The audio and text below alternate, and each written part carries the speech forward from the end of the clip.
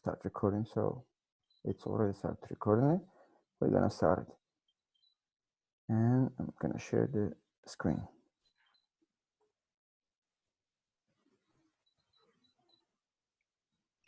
Okay, today we're gonna discuss the cost of production.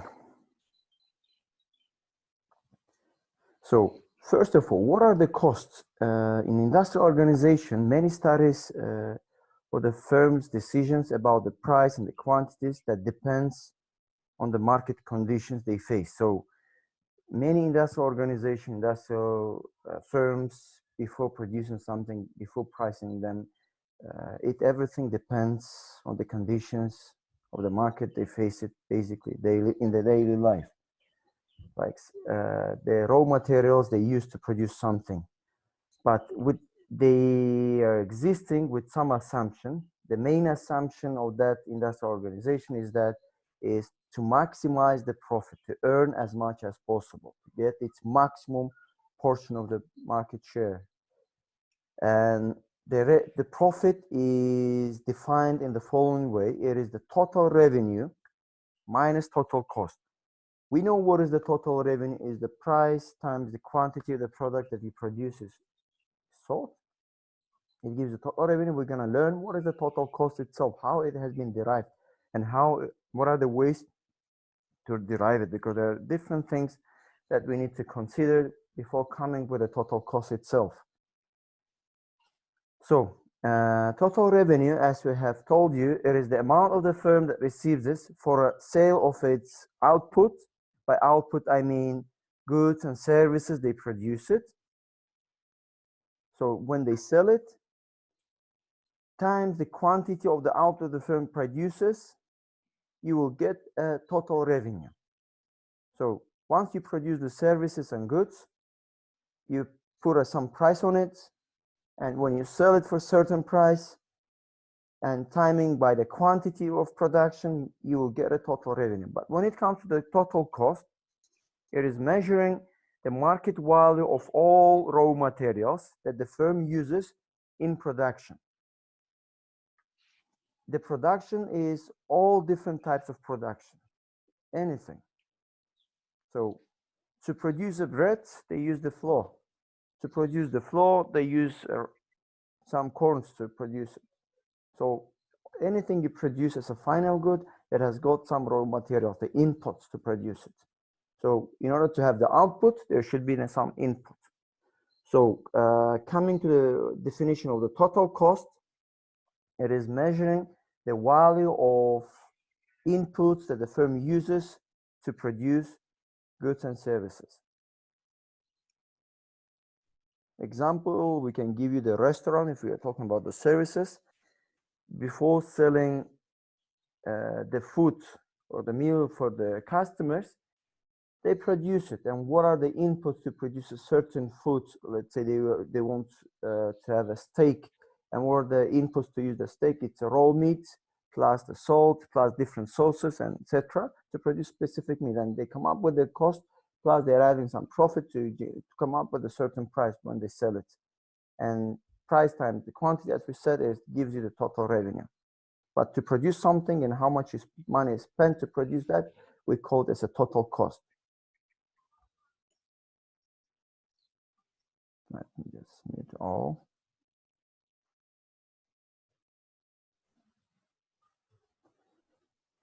So, however, when we calculate the total cost, when we talk about the total cost of producing something, it does not necessarily mean that we will use only the cost that we can see it, the cost that you really can handle it. Basically, we're not dealing only with the explicit cost, like the cost of or the value of the raw materials that you use to produce something. There are the costs that are called as an implicit cost, is the cost of something that you give up to get the other things that you value in a best way. So for example, if you decided to establish a company and it costs you to, let's say you have 100,000 bucks in your pocket and you want to establish a business, So the cost of establishing, cost of producing the bread, let's say you want to produce the bread, or nowadays is very popular and very demandable to produce the masks. So you've got $100,000 of masks that if you produce it, it will cost you $100,000, and if you sell it, you're gonna make a profit, let's say for $150,000. It's just an assumption, okay? So the total cost will be this. Total cost and total profit, you're gonna make it, let's say total revenue will be equal to 150. However, this total cost is used to produce, like you need some cloths and to produce the mask and different inputs. This is what you measure. However, apart from this cost of producing, and it does not end up with it. The total cost, it includes the implicit cost as well. Implicit cost is it includes the opportunity cost. It's the cost of something that you would give it up to get it. And for example, instead of investing, establishing a factory that produces the masks, and you would have just put this money into a deposit account that would give you some fixed interest rate.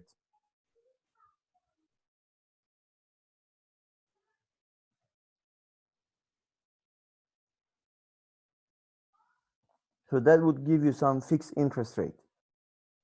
So putting your money into bank account with 100,000 with a 10% of interest, or let's say with 30% of interest of profit, you would end up $130,000.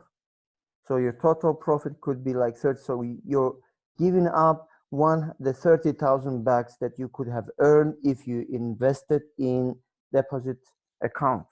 This is called as an opportunity cost. However, you're not doing that. You're not basically using it materially, but it's just implicitly implicitly disclosing the cost.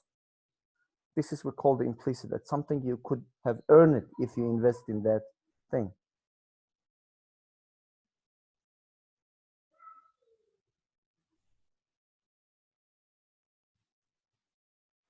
So explicit cost, we said, is the input cost that requires an outlay of money. So it is measured by cash, it is measured by money. When it comes to the implicit cost, we said, is the inputs cost that do not require any cash, any outflow of the money by the firm. And this implicit cost is always ignored by accountants. So they are not taken into consideration. They say it's not a cost and it cannot be incurred. However, by economists, they say if there is a total cost, it should consist explicit cost plus implicit cost. One more time, the explicit cost, they are measuring the real outflow in terms of cash.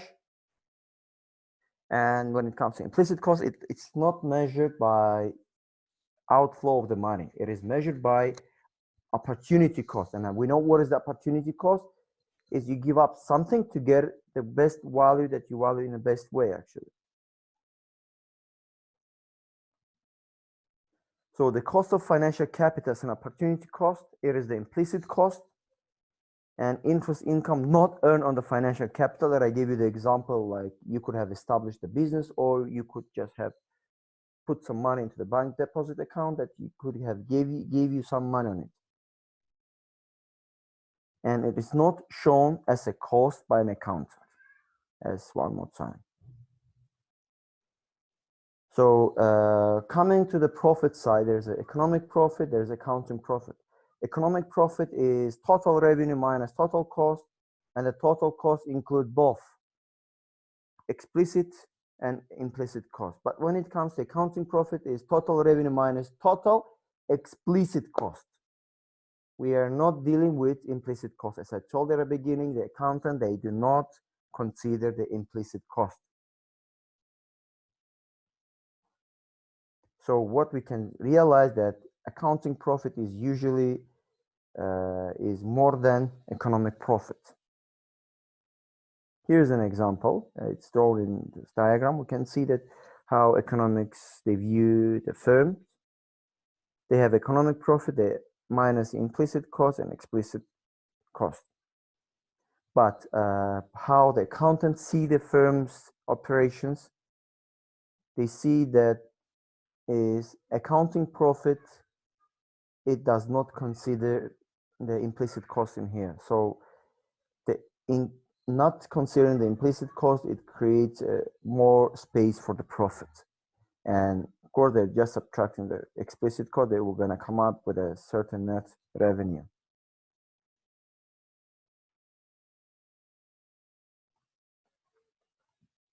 Okay.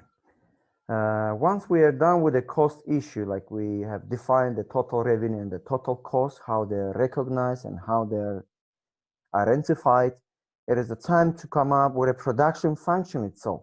Like producing, okay, we said to produce something, it costs you something. You produce, you can sell it, and you can make a revenue on it.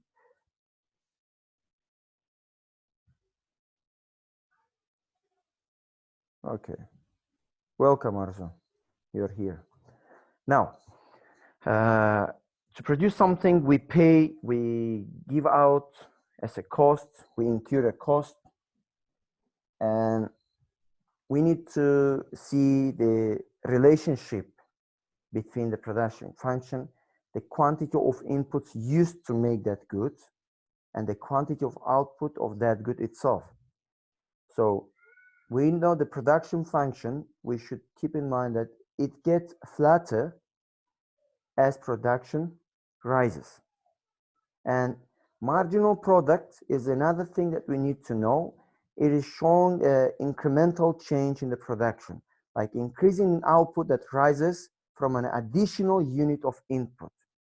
So by how much your production will increase if you increase one more input. And production function include the main input is the labor. Like if you have 5 laborers to produce something, by increasing from 5 to 6 labor, by increasing just 1 labor, by how much your production will change, by how much your quantity will change, it will underline the marginal product. So marginal product is just slope of production function.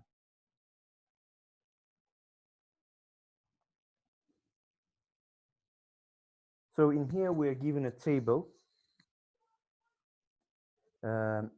with a 0 number of workers. As I told you, the inputs of the production, it is the labor, the main ones.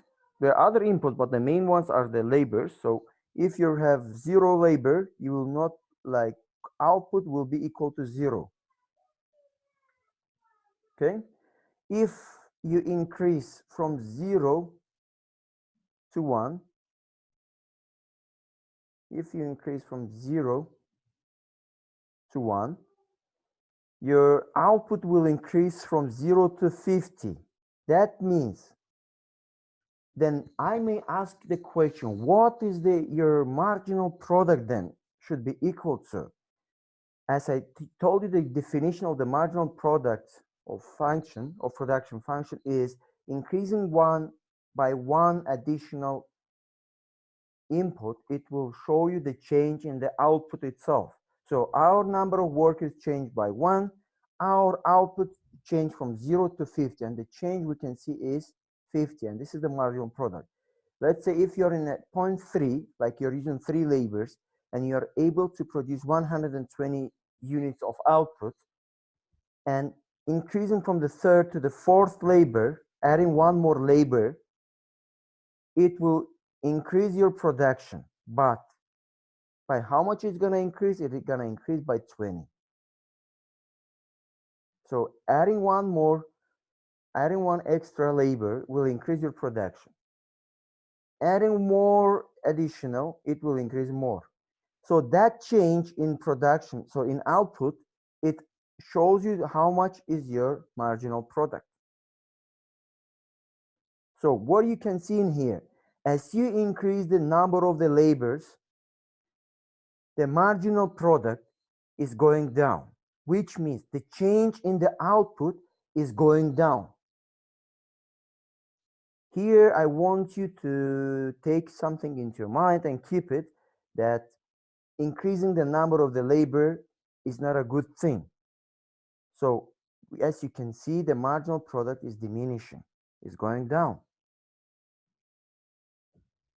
So if you have a space, let's say,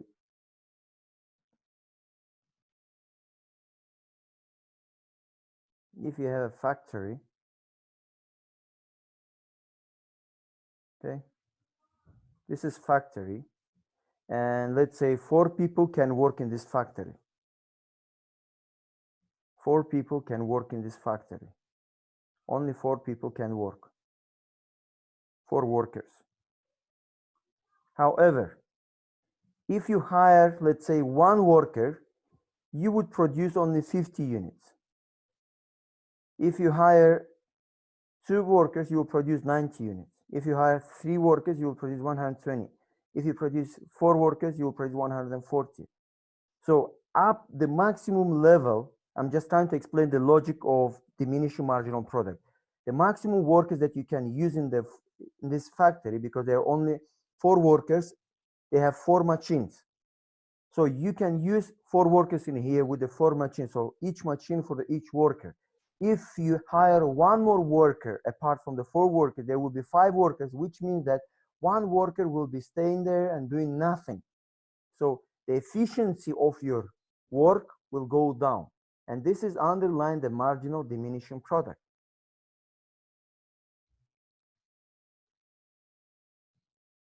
So let us move to the cost part.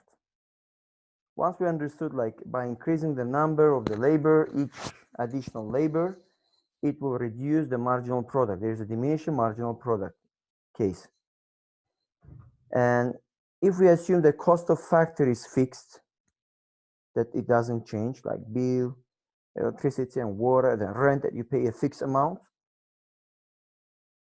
and only what is changing is the salary of the workers that you pay for them, the wages that you pay for them to produce a product. As you can see, as the number of the workers change, the wage changes. So the summation of these 2 types of cost will give you the total cost.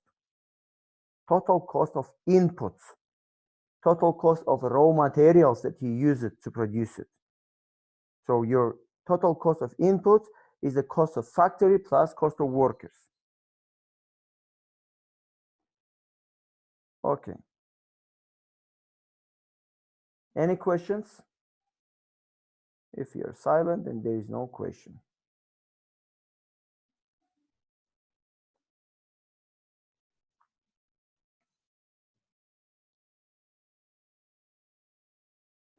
So diminishing marginal product, as we say, is the marginal product of an input declines as the quantity of input increases. And production function gets flatter as more inputs are being used. And the slope of the production function will decrease. So coming to the total cost curve, it shows the relationship between the quantity produced and the total cost. So total cost gets steeper as the amount of production increases, where the diminishing marginal product will take place, and producing 1 additional unit of output requires a lot of additional units of input, and it's very costly. Now we can see from the diagram here. On panel A is the production function, shows that the relationship between the number of the workers hired and the quantity produced of output here. On x-axis, we have number of workers. On y-axis, we have quantity of output produced. So as you can see, it's upward sloping. As more labor you're hiring,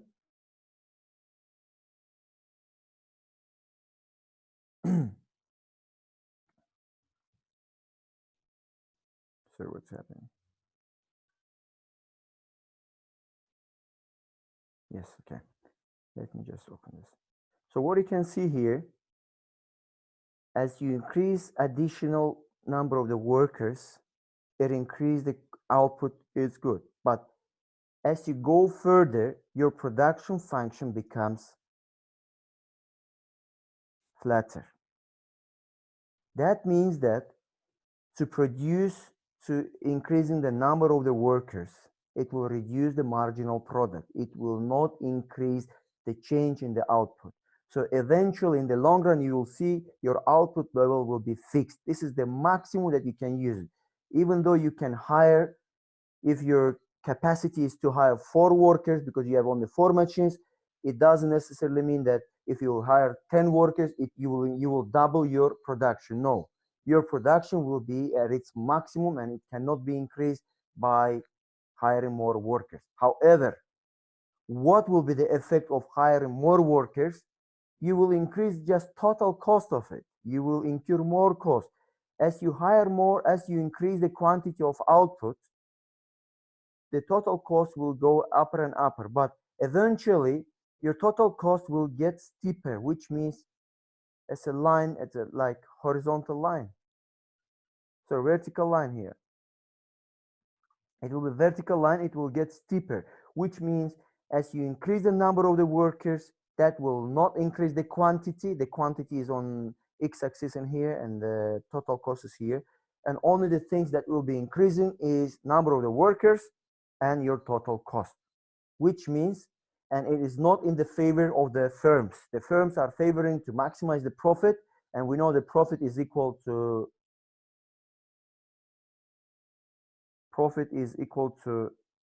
total revenue minus total cost. If you're,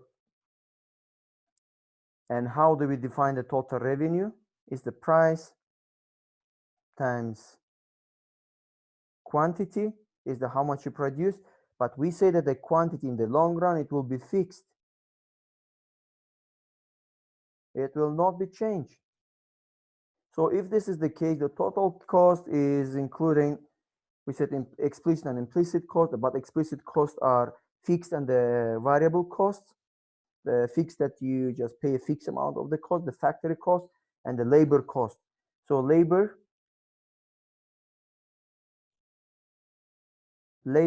will increase the total cost. So as the labor increases, that increases the total cost. As the total cost increases, but the total revenue will be same in the long run, because the price that will not be changed that much, that will reduce the profit. That will reduce the profit if you increase the number of the laborers. So you should be very careful. You should get that efficient point where how many laborers you can in capacity to hire to produce something. Otherwise, you're going to incur more cost and it will be very costly for you. This is what the diagram explains, the relationship between the production function and the total cost curve.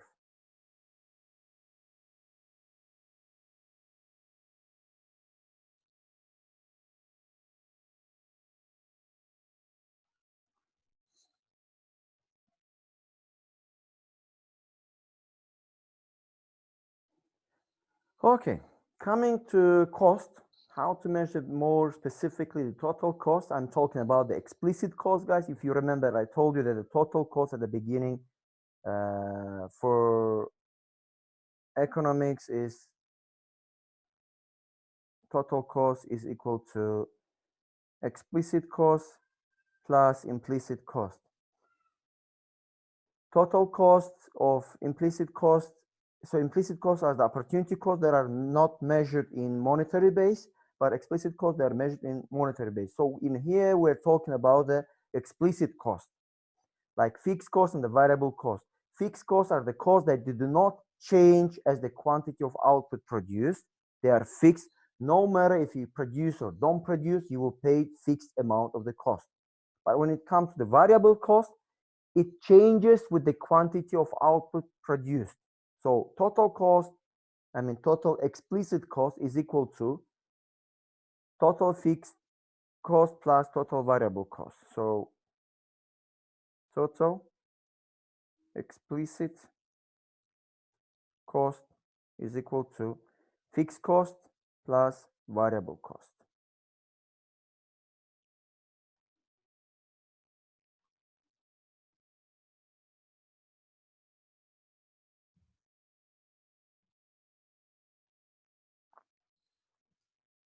Any questions? No questions.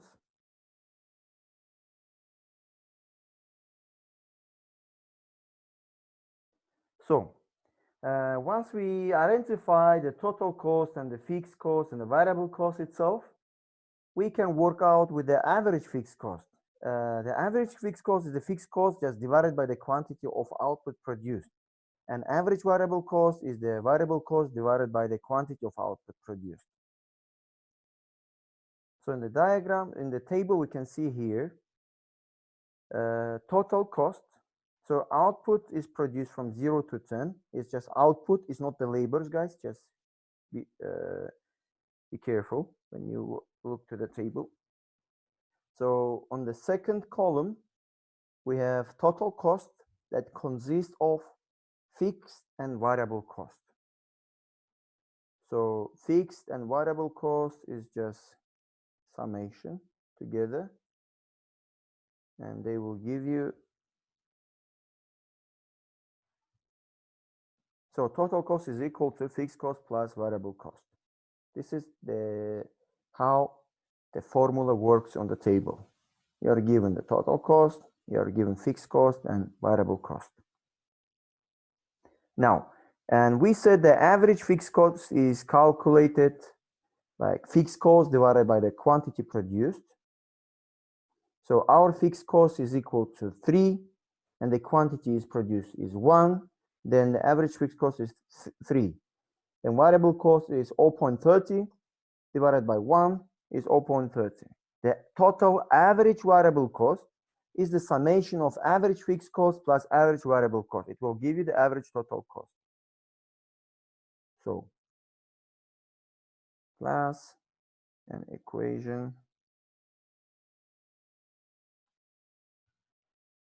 This is how it works throughout all the table. If you just look to the number 9, like producing 9 outputs with a fixed cost of $3 and $9.90 of the variable cost, the average fixed cost will be equal to 3 divided by 9, and $9.90 of the variable cost divided by 9 would give you 1.10. And basically, summation of it will give you the average total cost. There's another way to find the average total cost. It is just total cost divided by 9. You would get exactly the same answer, okay? You can just get the summation of average fixed cost plus average variable cost, or you just make division of total cost by the output level. So you can get it as well. So more, I want to just give you, for the 9 case, you can just make it to find the total cost. So in order to find the average total cost, you can make it total cost divided by output, or make it quantity, which is 12.90 divided by 9, and it should give you 1.43. This is how can we find it, this item, okay? Or you just can sum it again, 0.33, that you get it from the fixed cost divided by quantity plus 1.10 variable cost, as you get it from 9.90 divided by 9. You just get them summed up and you'll get the 1.43. Any question, guys? No question. If you're silent, you don't have to type it. But guys, let's make a deal here. If you have any question, sometimes I may not notice that you typed something, any question that may come up with you. You just unmute your microphone and just stop me and ask me that, like this. Clear drawings. Okay.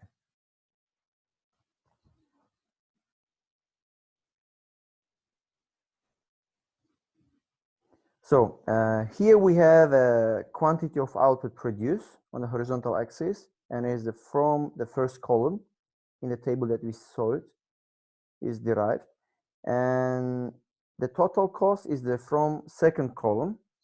As you can see from the figure, the total cost curve gets steeper as the number of as the quantity production increases, which means that in the future, in the long run, the production level will reach its maximum level, and you will not be able to produce more because of the capacity that you have it in the firm. But what might happen, the total cost will increase more and more. So it will be very costly for you, and at the end you may end up with bankruptcy issue.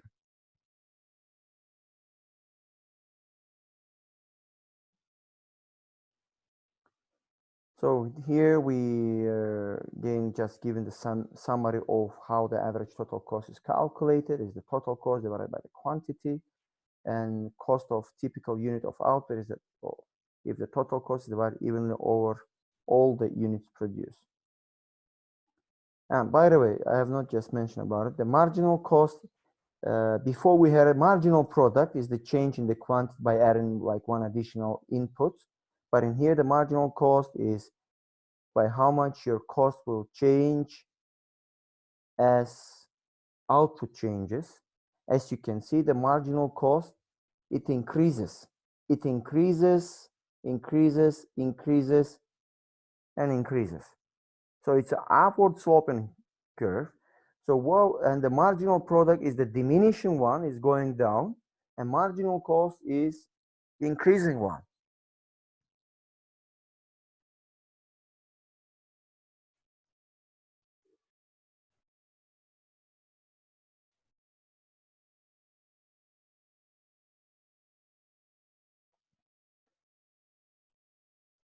So marginal cost is just an increase in total cost arise from an extra unit of production. By increasing here, we mean a change. So change in total cost over change in quantity, you will get a marginal cost, increase in the total cost. So coming to the table again, like how we derive it, this 0.50 is just a change in total cost divided by change in quantity.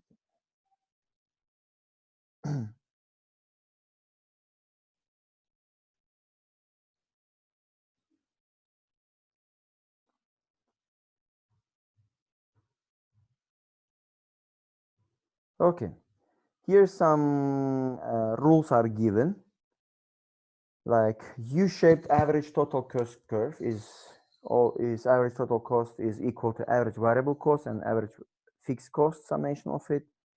And average fixed cost, just keep in mind, will be always declining as output increases. But average variable cost is typically going up as output increases. The bottom of the U-shape, this is very important point. Okay, so far we have discussed the total revenue, total cost, and marginal product, marginal cost. We discussed what is the profit we're gonna get, and the production function itself. You may ask a question. Okay, we know that increasing the quantity that increase the production, but up to some level, and then it becomes flatter, the production curve, and the total cost curve becomes steeper. So when we produce more and more and more, and it will incur more cost, but you may raise the question. So what is the level of production we should produce then, so that we maximize our profit and minimize the cost?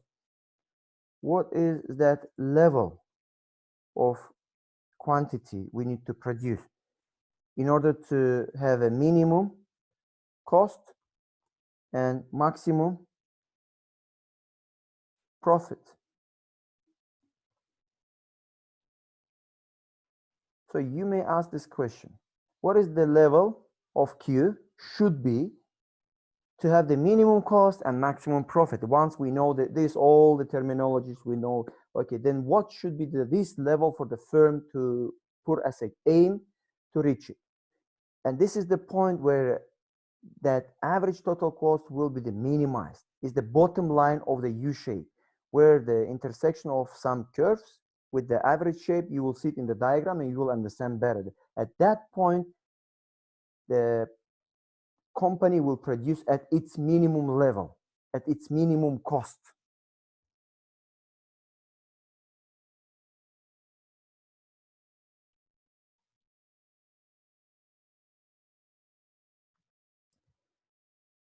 Okay. Efficient scale, we call this level, what should be the level that I raised the question in the previous slide. That level is called as efficient scale, where the quantity of output minimize its average total cost. Because when the firms, they produce something, the main thing that they are concerned is what should be the minimum cost to produce something. So in here, some relationship that is very important. I will come to this relationship once I go through the diagram. You will understand through diagram better, and we're gonna just review it as well. So diagram is here. Okay, this line, this curve, is the average total cost. And to remind you that average total cost is equal to average fixed cost plus average variable cost. This is what we know it.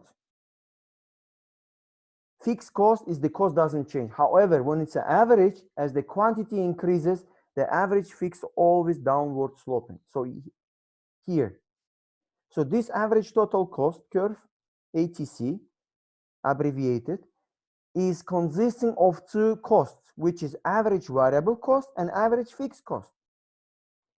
Average fixed cost, by the way, this is derived model from the table 2 that we have seen it that we saw it in a previous slide. So average fixed cost is declining, as we gave you definition before. Look, it's going downwards here. Average fixed cost is declining, has got declining manner. But average variable cost is upward sloping. But we said there should be a specific level where the where the cost is minimized. I'm sorry, the app threw me from a minute. Okay. So a point where the average total cost is minimized, where the average total cost is, because we are concerned when the average total cost is minimized. It is the point when the marginal cost is equal to average variable cost. This is the point where the average, sorry, not the variable cost, I'm very sorry, not the variable cost, average total cost. It is the point of intersection with average total cost. Then the average total cost it's at minimum level. The average total cost is minimized. So this is the minimum level of cost that you will incur of producing something. If you want to produce more, then your costs start increasing. So this is the minimum level you can reach with your capacity of production. This is what it means in here. So it is the minimum level where the marginal cost is crossing the average total cost, where the average total cost is minimized. The point is here. Okay, this is it's at its minimum. Okay, we can derive another rules here. If marginal cost is below the average total cost, look at here. This is the red line is the marginal cost. If marginal cost is below the average total cost, or we can say less,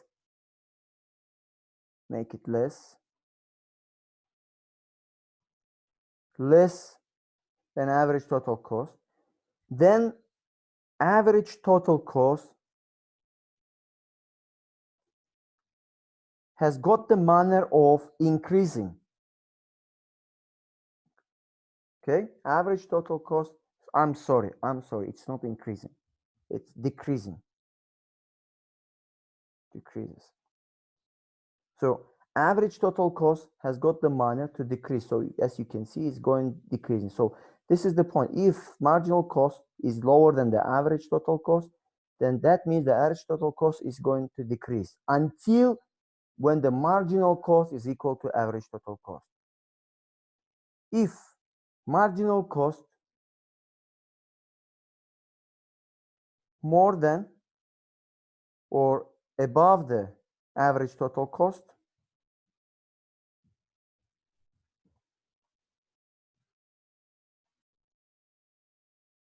then the average total cost has got the manner of increasing.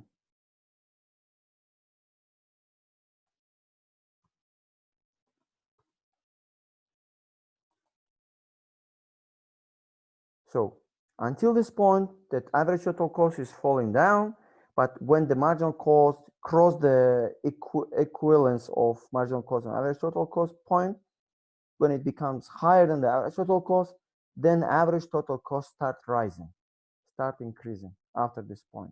So if you want to produce at your maximum point, at your minimum cost, this is the point, this is the quantity of output you should produce. If you're producing the coffee, then this is the maximum that you can produce at minimum cost. After this point, whatever you produce, it will incur more cost. Incurring more cost, you will end up with a less profit. This is what it means.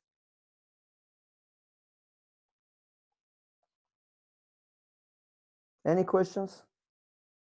No questions.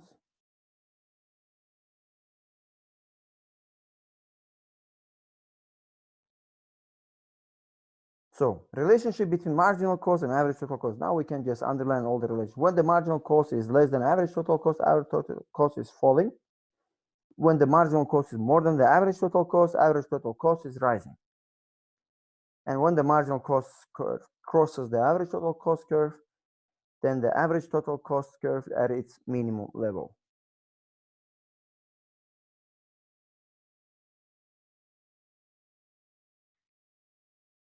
So typically the cost curves, the marginal cost curve eventually rises with its quantity of output.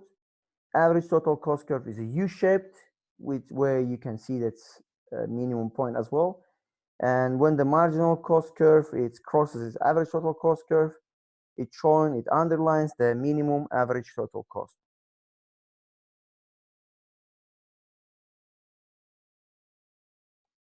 So here more clearly you can see it.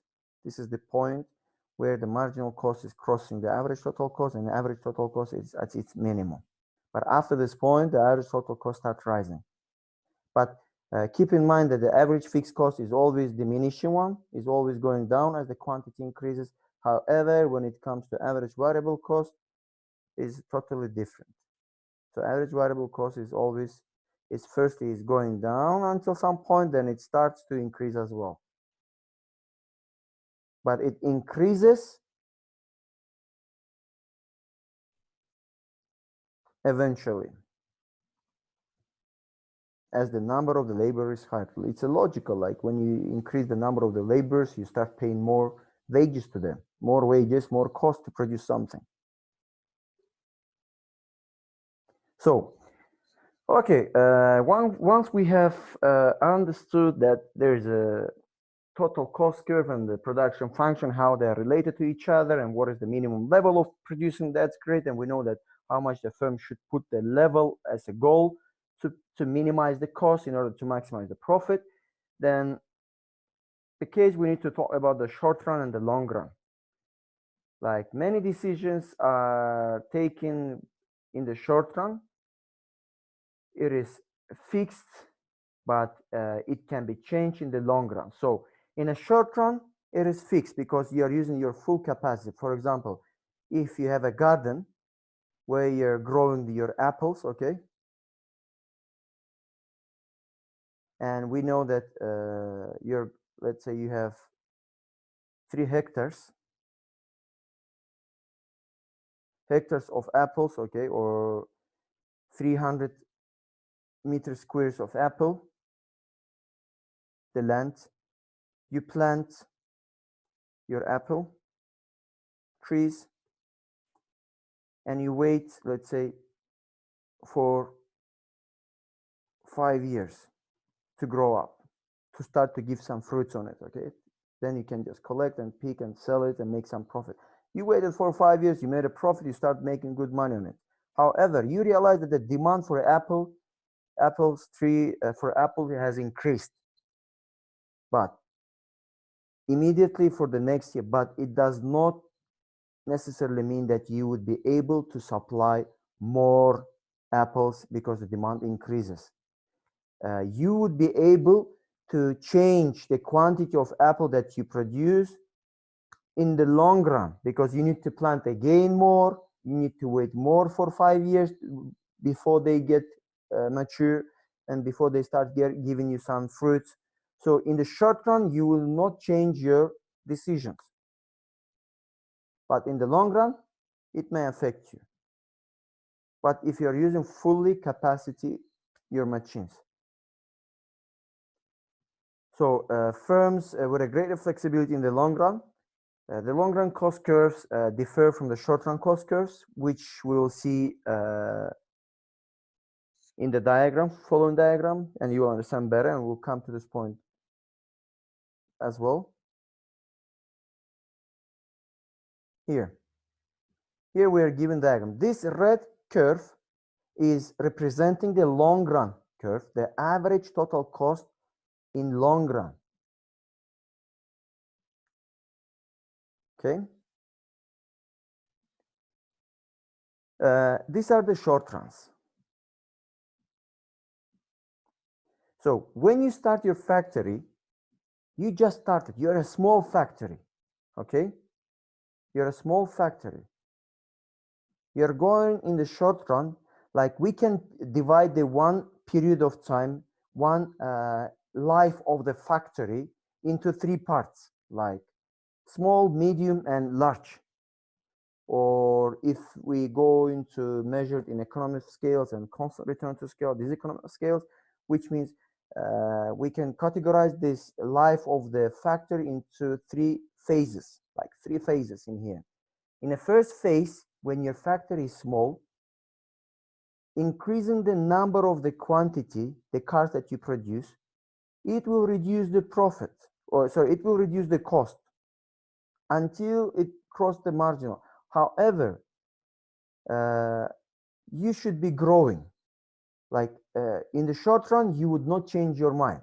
Like you will not, as the quantity demanded increases, it does not necessarily mean that you would be able to supply more cars, because at this point,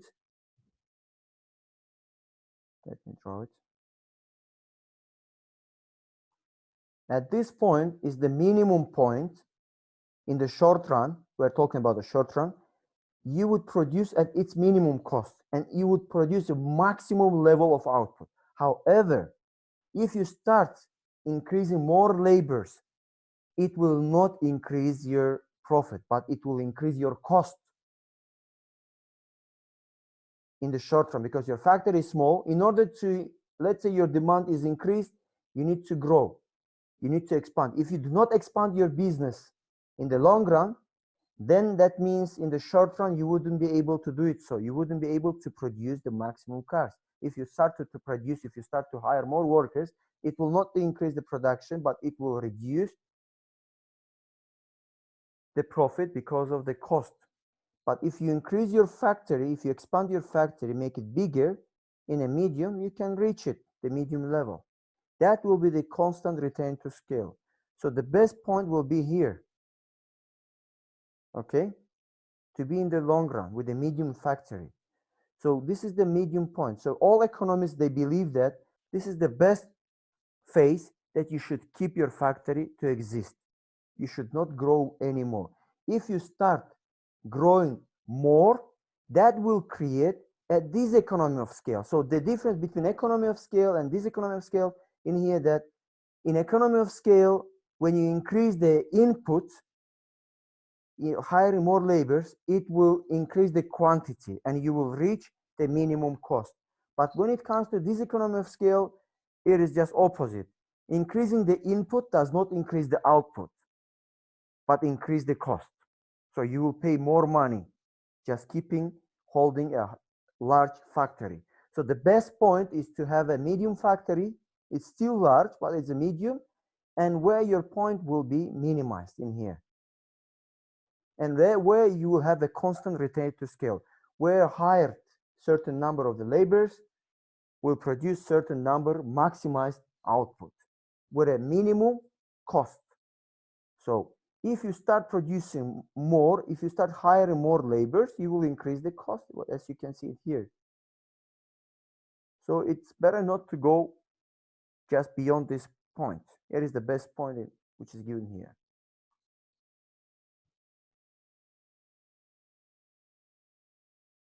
Do you have any questions? I think. Any questions, guys, about the diagram? No.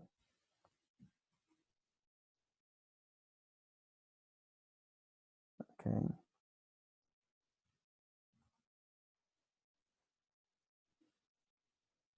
Just one thing. How many participants I have it? Because I'm gonna take the attendance as the requirement of MES. I should be able to take the attendance. Please, guys, could you pass information about the attendance issue to your friends, that those who cannot attend, just inform me that you're not able to attend it because of some reasons, like video, the Zoom connection was not able to connect or something. Just write me in the WhatsApp who were not able to attend and tell me the reason, because I have to give the report on it.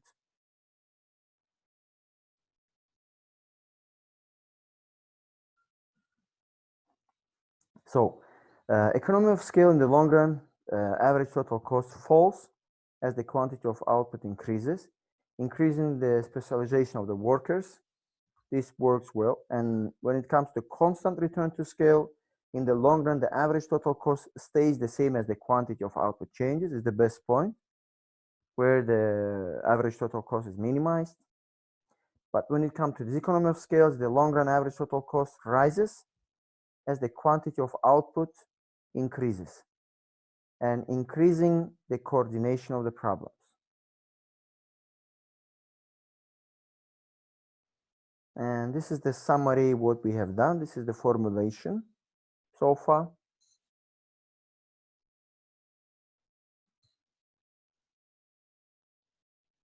Okay. Today I'm done with the lecturing. If you have any questions, please feel free to raise it. And today I'm a bit earlier to finish, like 50 minutes earlier. If you don't have any questions, then I may tell you to leave the conference when we'll have our midterm 2. It's a good question. Once I organize the questions itself, same question. Okay. Have you seen the new syllabus that are updated? Last time we had a discussion like at night.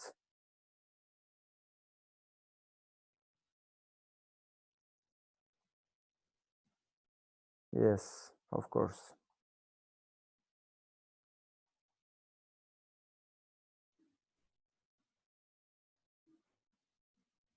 I'm planning to give you the midterm here, but here you go.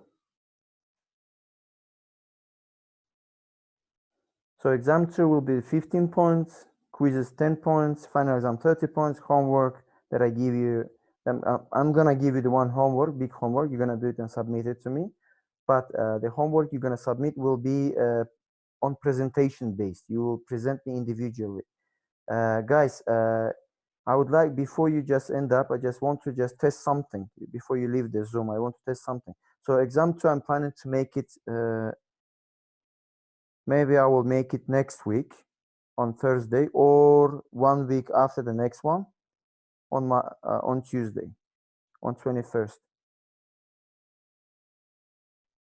Also, did you check the previous home assignments? Those home assignments will be considered in class participation. Okay, I will grade them. And homework, it will be given to you as a separate one homework. You will do it and you will submit it to me. But you will submit it by presentation. Okay. What I wanted to ask you guys, just a second. Let me just stop sharing and stop